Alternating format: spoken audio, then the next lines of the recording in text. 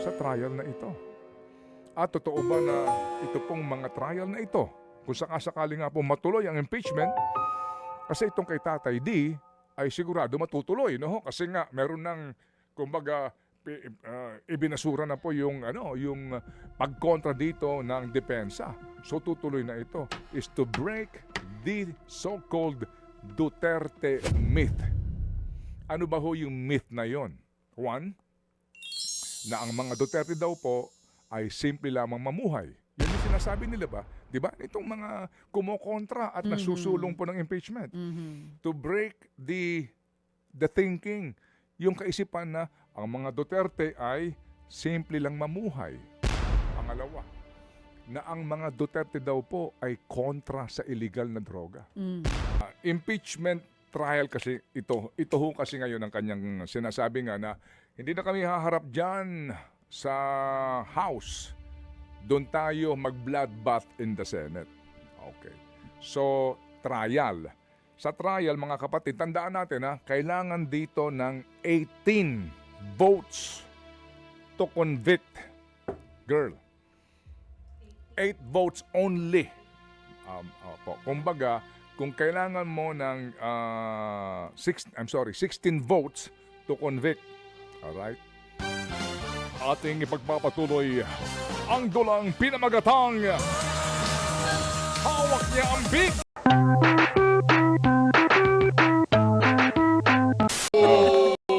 Ang latest Marites, may bago ng kahulugan ng salitang nahuli. Ano? Oo, di ba? Hindi naman ibig sabihin pag ginamit mong salitang nahuli, ay nahuli na. Sige. Tama? Pero ito mga kapatid, ang mga nag-aabang po dyan kung nasaan na si Zaldico, isa lang ang malinaw, hindi pa rin po alam kung nasan talaga ngayon si Zaldi. Pero inanunsyo na po ni DOJ Secretary Frederick Vida na wala po sa kustodiya ng Czech Republic etong dating kongresista. Wala na. Okay. Oo, dahil naharang daw po Bilisan ito. mo, nagmamadali na kami. Ba't ka paypay ng paypay dyan? Naiinitan ka ba? Oo, nagpapaypay ka kasi. Pero yun nga mga kapatid, Hindi ka ang naiinitan. sinasabi, hindi ako naiinitan sa ngayon Kasi dahil pag talaga mainit ang suot mo Hermes, hindi ka talaga maiinitan. Uy, salamat naman na tinignan mong Hermes.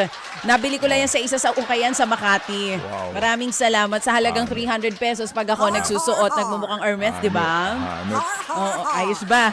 Ang nahanap ko sa ukayan. Pero ito nga mga kapatid, ang sinasabi, kaya daw nagkaroon ng intervention, yun yung ginagamit na salita kasi ng mga Czech Republic officials, na harang siya sa isa sa mga checkpoint dahil yung kanya daw dalang passport ay expired na. Hindi rin daw po malinaw ngayon kung meron talaga siyang Portuguese passport, pero malaki ang posibilidad na golden visa yung hawak niya. Ito yung pag nag-i-invest ka o bumibili ka ng malalaking property sa isang lugar. Pero ang sinasabi ng ating mga government officials, pagka daw pala golden visa ang hawak mo at kinansela na ang pasaporte mo, automatic makakansela din daw ang golden visa. Pero doon hindi tayo sigurado kung tama ba yung balitang iyon. Pero ang malinaw mga kapatid, hindi sigurado kung nasan si Zaldi, hindi rin sure kung nag-apply ba siya ng asylum dito sa Czech Republic, at hindi raw sure kung nasan siya ngayon. Pero ang sigurado meron. Ang mode of transportation niya sa ngayon na ginagamit ay by land at paikot-ikot lang daw po siya sa mga bansa sa Europa. Hindi lang sure kung saan. Sinasabi din kahapon doon sa balita.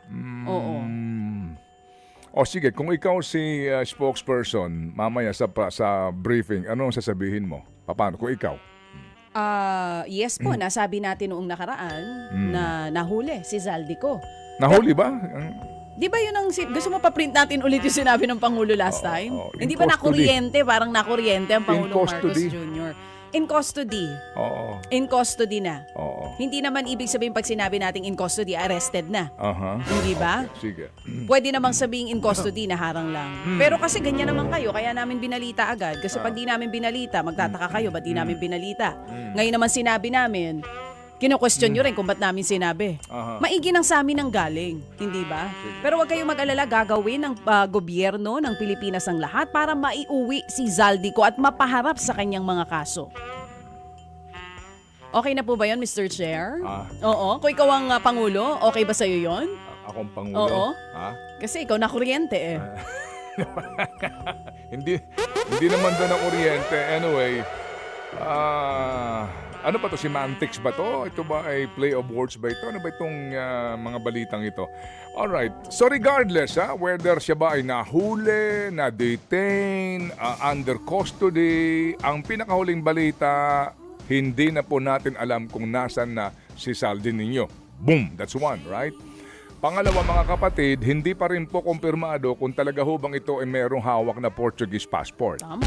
Pero sinasabi nga po daw, siya po ay nasabat dahil daw po sa paggamit ng expired po na pasaporte. Kung expired na pasaporte yan mga kapatid, kumbaga hindi ka nakapag-present ng valid passport, edi lumalabas na ikaw ay isang dayuhan na walang travel document.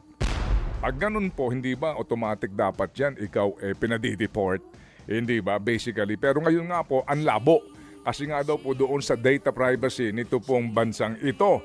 Okay, fine. Pero ito nga po mga kapatid, ang klaro, tayo po ay gumasta papunta doon sa delegasyon na pinangungunahan po ng DOJ Secretary at sila po ay uuwi na hindi pa rin po maliwanag kung ano ho ba talaga itong sitwasyon ni Saldi sa usapin po ng kanyang travel document. Alright, so ano po ang pinaka-leksyon nga ngayon dito? Kumbaga, number one, asikasuhin nyo na yung Interpol na yan, di ba? Yung red notice na iyan. Kasi kung meron po niyan, at siya po mga kapatid nga ipagala-gala po nang wala pong valid passport, madali po siyang mapauwi sa Pilipinas. Pati po yung sinasabing convention nga po ng United Nations ng mga bansa kontra korupsyon, ito na po yung maaari ding magamit kung sakasakali para sa tulungan doon po sa paghahanap sa mga pugante ng mga bansa na nasa labas po ng mga bansang humahanap sa kanila na sa ganun po maipauwi ito sa kanila kahit na nga po daw wala munang extradition treaty na napakatagal daw po na proseso. Okay, so bottom line ngayon, nasan na yan, si masusuot Saldi? mo pa rin ang t-shirt mo sa Friday. Nasan na si Saldi Niño? Kung nahuli sana, ang Alright. suot mo na, finally, nahuli na si Zaldi ko. Kaya lang, di pa rin. Anyway. So, suot mo ulit yung t-shirt mo sa Biyernes. Sakit sa batok itong mga balitang ito. Pero ho, mga kapatid, kunin na lang po natin ito sa usapin po ng ang kanyang entertainment value. Kahit pa paano na-entertain ka, di ba? Alam mo yun? Di ba kahit Ang dami-dami paano? pong fake news. Entertain ka. Na-entertain ka, Babae di ba? din ako Oo, Kung nangisi ka naman ng konti. Kung paano kayo ka naman. pinaglululoko. Kung paano ka dribble, umaasa ka. And then, meron na kaagad mga imbitasyon sa gantong komite, meron na kaagad paghahanda sa kanyang pagbabalik, etc. Yun pala, ala. Okay, so, ngayon ang tanong, nasaan na si Saldi? Alright, Wala. kasi nga, siya daw po ay bumabiyahe by land. Most likely po yan, baka by train o by anuman pong sasakyan, panlupa. DOJ Sec, sabi niya, Okay, what sige. we can confirm is that he is within the Shenzhen area. Malawak yun. Yun ang sinasabi niya. Kung saan doon, di alam kung saan. Ang lawak niyan mga kapatid. Ano po, ilang bansa yang miyembro po ng EU na yan. Okay? Sige, so asa pa po tayo mga kapatid. Ano po, siguro nga tama yung ating pong tugtog nung araw po na ito inanunsyo po ng Presidente. Seeing is believing. To see is to believe. Ganun na lang po siguro ha. Okay, siguro ho kahit na mahuli pa yan, ang tanong po, pauwi nyo rito. Ay nako po, ay nako, bayang minamahal. Ay, talaga nako po, talaga. Alam mo, parang kaya yan- itong si Atty. Romy Mac napapagod na kahapon sa ating Oo interview. nga, Matanda, ayaw pagod na. na. Sabi niya, Ted, mag-80 na ako. Parang nararamdaman ko, panahon na para mag-relax tayo. Oo. Kumbaga sabi niya, pagod na ako dito. Parang walang kabuluhan yung kanyang Parang wala naman ipinaglalaban. nababago. Oo. Ano mo yun, dama mo Lapit yung sa- frustration niya Lapis kahapon. na lapis sa Supreme Court. Wala ho naman daw nangyayari din. Hindi ba itong postponement, pinaglalaban niya ang karapatan ng mga botante daw Pilipino sa pagpili ng mga nakikinig. leader natin. Oo. Ganon din po naman daw ito. Ayos na. Para ang daw, buto. parang walang kabuluhan ng kanyang pagpapagal. Sabi ko, attorney, pwede kang mapagod, pero bawal sumuko. Sabi niya, mag-80 na ako Parang, alam niyo, sa mga seniors na nakikinig ngayon sa atin, kayo ba'y pagod na rin? Pero marami po mga seniors ang patuloy pong nagtatrabaho kasi po hindi pa tapos ang kanilang mga misyon. Partikular po ang misyon nabuhayin po at itaguyod ang kanilang mga pamilya. Sa mga nagmamaneho ngayon ng taxi, TNVS, sa mga senior po na nagtatrabaho pa din, kahit na po retirement age na, mga kapatid, sa inyo pong lahat, God bless you. Salamat po sa inyong sakripisyo. Marami pong ganyan, obligado pa rin pong gumising ng maaga, magpagal, kasi po may mga umaasa pa rin sa kanilang mga mahal nila sa buhay. Amen? Amen. Kaya mabuhay po mga nakatatanda. Okay, so mga kapatid, sandali lang po, kami po'y handang-handa na ang dami nating mga diskusyon at talakayan this morning. Okay, and tanong, ito hong kakaharapin na kaso po ni Pangulong Duterte diyan sa ICC. Ito pong sinasabi daw po na dapat daw po mailantad na ng depensa kung sino-sino bang kanilang mga abogado at may mga usapin din po na may mga testigo daw po laban sa dating presidente na mga dati niyang mga tauhan, etc. etc. Napaka-importante nito because baka po mangyari sa kasaysayan po ng Pilipinas, baka magsabay ito in case po yung impeachment trial ng kanyang anak. Okay? Na si VP Sara at ang trial po ng ama naman diyan po sa ICC. Okay, ito hong dalawang ito, palagay ko hindi may tatanggi na ito po ang sinasabing babasag doon sa myth ng mga Duterte. Yan po yan, to break the myth. Ano ho ba itong myth na ito? Hindi M-E-A-T kundi myth, M-Y-T-H. Ano ba ibig sabihin ng myth? Ano bang myth ng Duterte? Mitch Gonzales. Iba yun. Iba. Oo. Oo. Pero gusto namin ng myth. Oo. Ano? Gusto namin ng myth. Pero anong klaseng myth ba na babasagin? Na sinasabi mo? Ito ang babasag sa myth ng Duterte. Opo, dalawa itong posible po. Baka magsabay itong trial na to. Tignan po natin mga kapatid. And I'm sure sa pagbabanggit niyan, gising na po sila. Posibilidad na baka magsabay yung trial ni father, ni tatay, at ni daughter. Trial po sa ICC at impeachment trial. Pero doon sa ICC, bakit ho ba hinihingi ng prosecution na kung maaari daw ay ilantad ng ICC ang mga pangalan ng mga abogado na kakatawan kay Tatay D? Ano ba ang kanila pong sinasabi nga po, mga kapatid, ano ba ang kanilang gusto mangyari? And sino ho ba ang binabanggit din po mga testigo sa trial na ito? At totoo ba na ito pong mga trial na ito, kung sakasakali nga po matuloy ang impeachment, kasi itong kay Tatay D ay sigurado matutuloy, kasi nga meron ng kumbaga ibinasura na po yung pagkontra dito ng depensa. So tutuloy na ito is to break the so-called Duterte myth. Ano ba ho yung myth na yon? One, na ang mga Duterte daw po ay simple lamang mamuhay. Yan yung sinasabi nila ba? Di ba? Itong mga kumokontra at nasusulong po ng impeachment. To break the thinking, yung kaisipan na ang mga Duterte ay simple lang mamuhay. Pangalawa, na ang mga Duterte daw po ay kontra sa illegal na droga. Kasi ang sinasabi ng mga, ano sabi? Ang sinasabi dun sa maliliit na durugista lang sila against. Yun ang sinasabi. Pero sila daw ay protector naman ng mga malalaking drug lord. May mga ganoon na sinasabi. So, hindi ba ikinokonekta sila? Kasi nga, siya ibinoto ng napakaraming Pilipino, pinagkatiwalaan kasi susugpuin niya ang illegal drugs in 6 months. Oo, yun ang pangako. Hindi ba? Oo. Sasawatain ang kriminalidad in 6 months. Opo. So ang myth dito daw po, yung paniniwalang yun.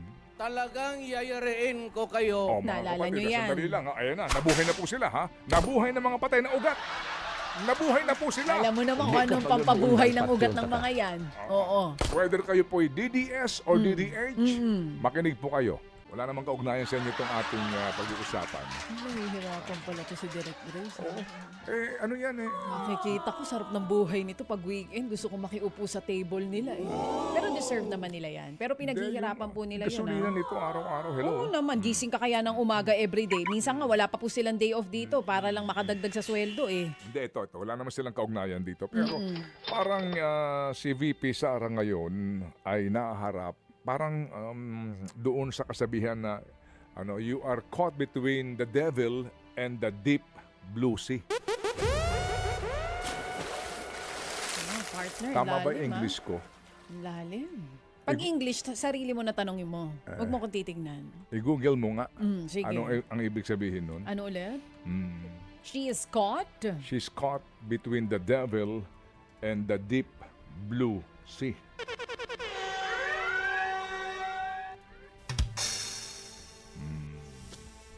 Tagal mo mag-isip, ha? Hindi, naano ko na. Ang sinasabi ni Google dito, naiipit daw sa dalawang alanganing sitwasyon. Okay. Can I say this word? May isa pa siyang explanation yeah. Parang ano daw eh. Can I say the letter D word? Like damned if you do, damned if you don't? May ganun daw. dumugo. Oo. Basically kasi dalawa itong kanyang ang kanya, kumbaga ano ang magiging choice mo? Impeachment trial kasi ito ho kasi ngayon ang kanyang sinasabi nga na hindi na kami haharap diyan sa House. Doon tayo mag-bloodbath in the Senate. Okay. So, trial. Sa trial, mga kapatid, tandaan natin kailangan dito ng 18 votes to convict. Girl. 8 votes only. Kumbaga, kung kailangan mo ng 16 votes to convict. Alright? 16 votes to convict. So, para to acquit, kung 24 sila, kailangan mo ng 9. Tama? Tama ba ang aking mathematics? Kasi kailangan mo ng 16 votes to convict. So 9 votes lang, acquitted na ang vice-presidente. Pero sabi nga nila, kasi pag nag-trial na, yung mga binabanggit dito ng mga bank records, etc., ito ho, parang ng panahon ni Pangulong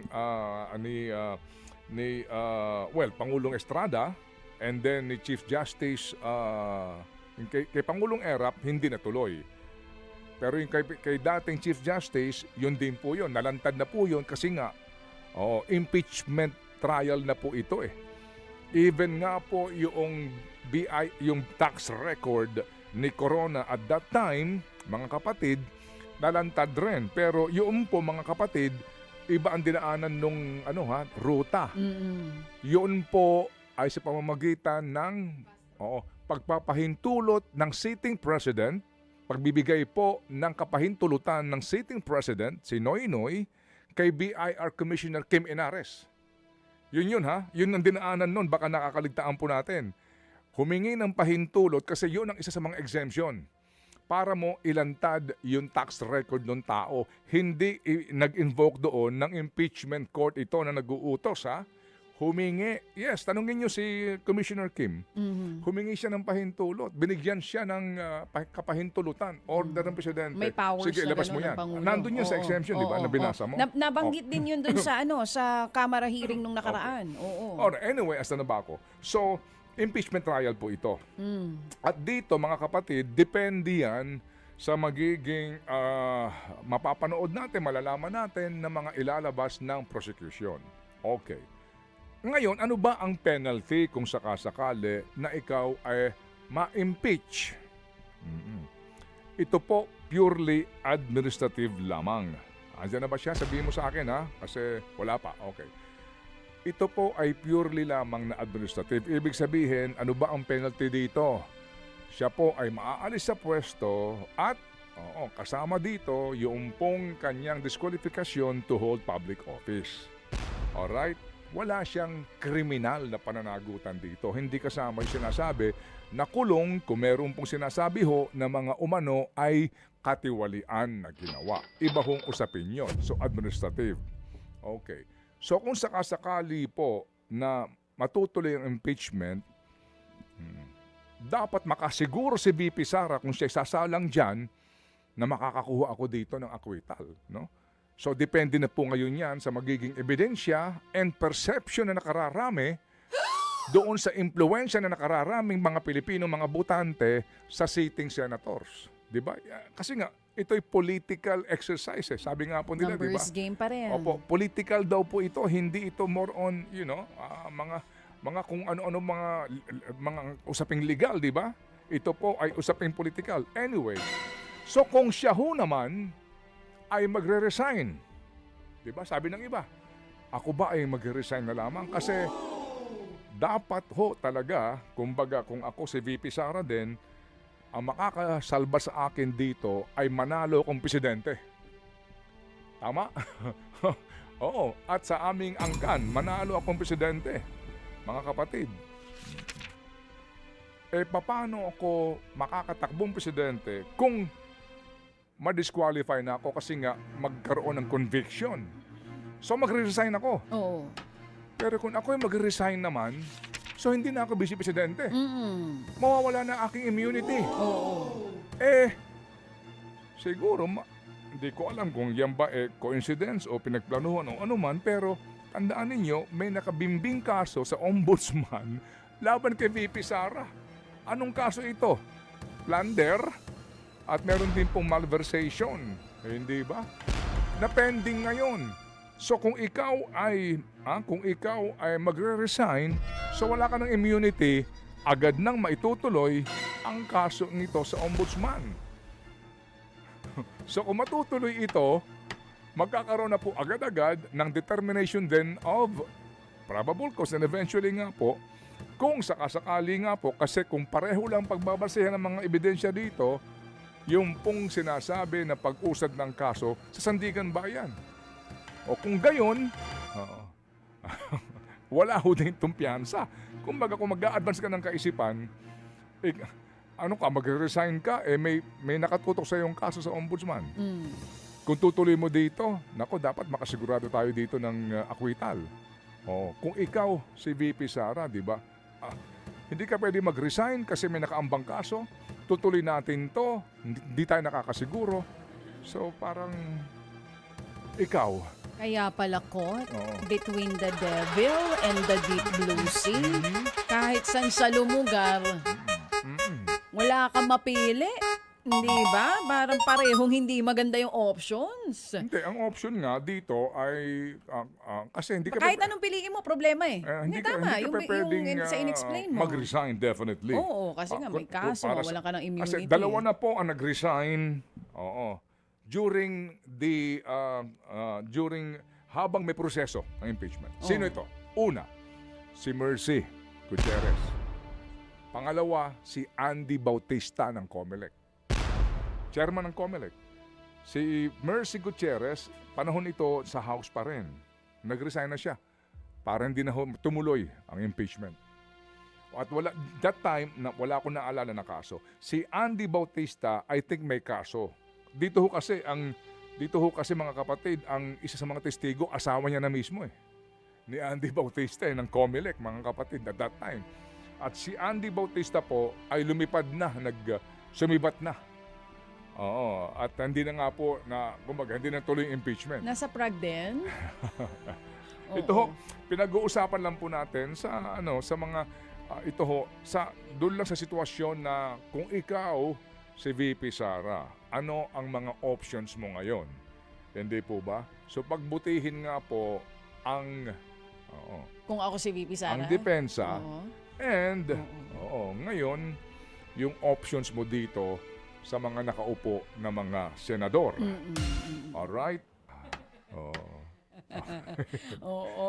Salamat po at marami kami natutunan sa diskusyon na yan. So, yung sinasabi, natitestigo si Matubato, si Lascanya, si Garma, pawang mga so far ay pawang mga haka-haka pa lang. Pwedeng totoo, pwedeng hindi. Bawal nila i-confirm kasi nga may confidentiality po itong mga abogado. At kung haharap pala, hindi mo rin sila mapapanood at mapapakinggan kasi nga pinangangalagaan ang kanila pong seguridad. Yun po yun in fairness naman din.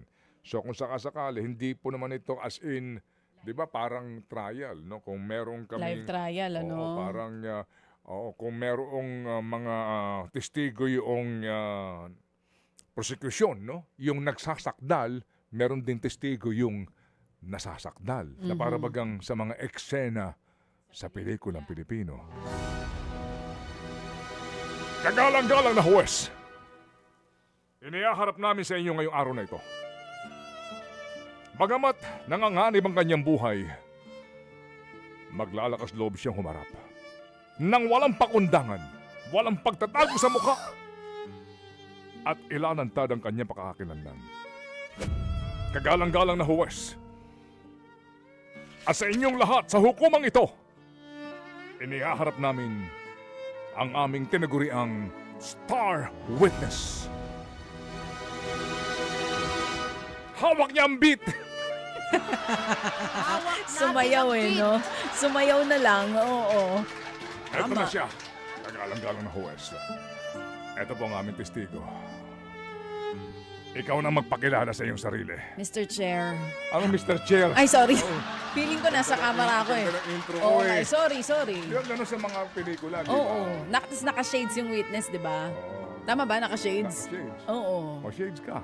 Wala akong shades eh. Ah? Oo, wala akong shades dito. Pahiramin mo na lang ako ng shades mo. Di ba gano'n yun? Tama. Di Minsan ba sa ang mga... Direct Grace, di ba? Sa Totoo mga, yun ah. O, di ba? Bigyan mo muna ng palo ng martilyo. Order in court, please. Attorney.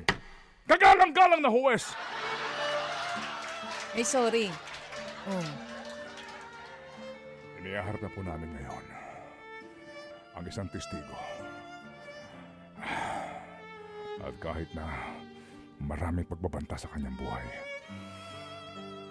siya ay maglalakas loob na humarap sa inyong lahat. Kabayan ni Rap. Tumatawa kayo. Ito na po. Ipakilala mo ngayong sarili. Magandang umaga po mga hukom. Ako po si Royina Karma. Naniniwala po kasi ako sa karma, kaya po ngayon ako po ay lumalantad na. Hindi na po kaya ng aking konsensya, mga hukom, na itago ang lahat ng aking nalalaman. Kaya po ngayon, Objection! Objection! wala Your pa, Honor! Objection! wala pa po ako Objection! Ganyan yung mga abogado eh, di ba? Wala pa Objection, Your Honor! Overruled. Kala mo, di ko napanood yung napanood mong pelikula. Oo. Meron lang po tayo mga... Overruled. Di ba ginaganon? Pag manahimik ka dyan, hindi lang masabi ng hukom eh. Oo. What is the objection? Panyero? Objection, Your Honor! Ang babaeng ito na tumitestigo laban sa aking kliyente ay matagal nang itinatakwil ng kanyang mga kabaro. Tama naman. Isa itong impostor!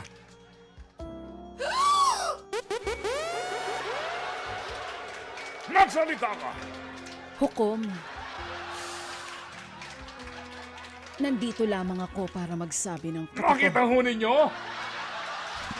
ng katotohanan at pawang katotohanan lamang. So help me God. Mga kapatid, sandali po lamang. Hindi pa ho tayo tapos.